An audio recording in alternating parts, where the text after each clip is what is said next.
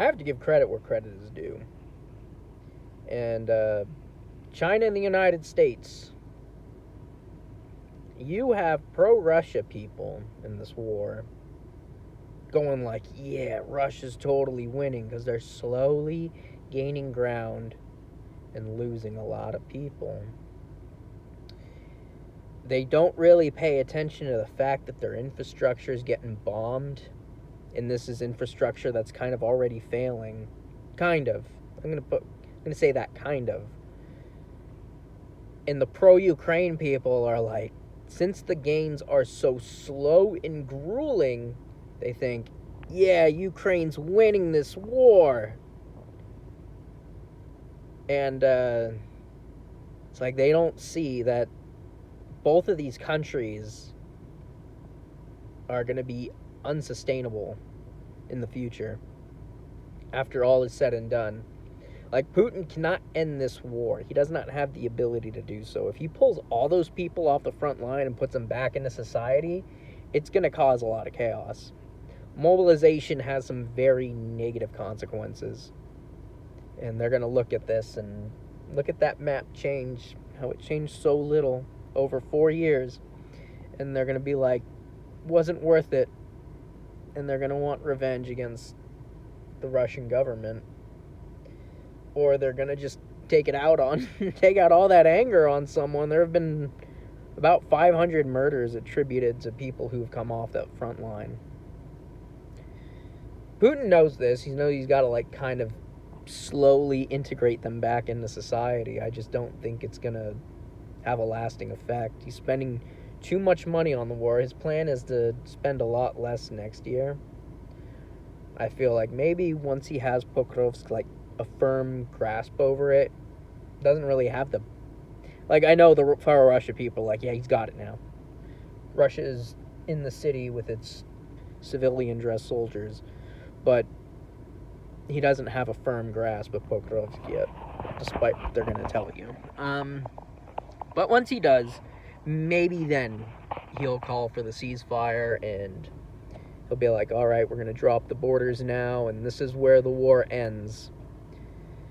I mean, the whole bombings of the refineries and oil things, that's sort of, it has had an effect. It's reduced a lot of profit, but not, it's not killing it.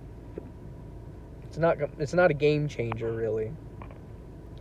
Like Business Basics and all the pro-Ukraine people are saying, it's really not gonna have this major effect on the war like they say it is. But it is gonna it is kind of pointing to something. Russia's now gonna be under China's yoke. Like, now Russia is no longer going to be a major player. They are going to be a middle power, much like Belarus was to Russia. Now Russia will be to China. And China's going to eyeball Siberia.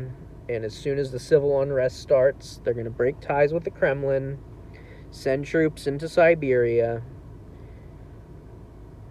bolster their air defenses, because Russia's threat to China is any incursion will result in your total annihilation, China. They wanted to do this back in the 70s. President Nixon was the only one who said no, because they asked everybody, would anyone mind if we nuke China? And only President Nixon said, no, don't do that, and help China open up to the world. China's future is kind of rocky too, but I mean, I'm sort of rooting for them. I don't want Russia to just be completely offline all of a sudden, and then we have another Arab Spring, because that's what happened in 2009, 2010. One year was a insane droughts, big heat waves, and then the next year was super wet and more failed crops, and then you had the Arab Spring. But I think I'm kind of just rooting for them. If the world can sustain now with all the chaos going on, and I use the word sustain lightly, but I mean, I feel like it's still not as bad as the Arab Spring levels of chaos. I feel like we can kind of navigate through this archipelago.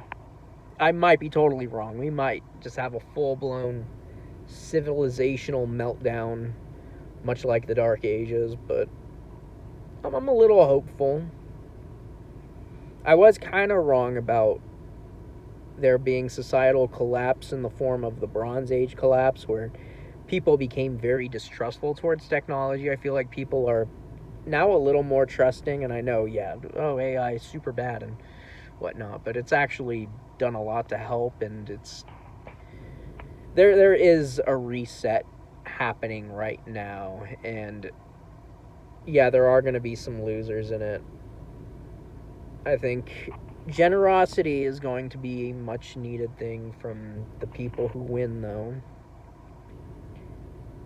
And we gotta kind of pull through and see ourselves as unified through all this nonsense. I think Christianity would be the best way to do that, but I'll let that kind of come into your heart on its own, you know. I think we should unify around Christianity, though. That would be probably best. So, yeah, that's all I got to say about that. Bye.